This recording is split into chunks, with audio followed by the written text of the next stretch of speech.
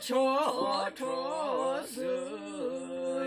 họ rất rất khó sự sẽ họ hay hỏi hay hỏi rất rất mò riêng họ cứ rất rất gió say hỏi hay hỏi hay hỏi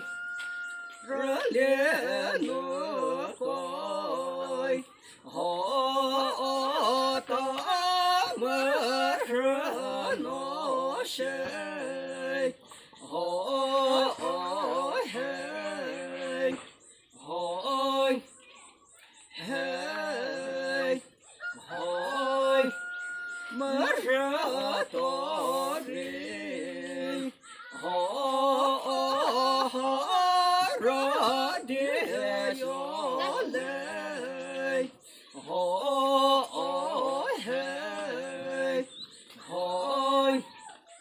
hay hỏi nếu ra địa soi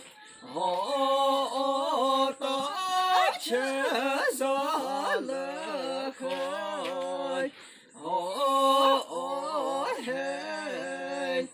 hỏi hay hỏi chết ra lệ họ chết nè rõ cơ rê hỏi hay hỏi hay hỏi chết ra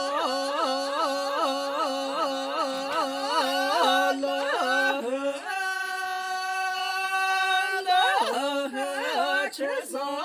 lời họ chết nè rõ cơ rê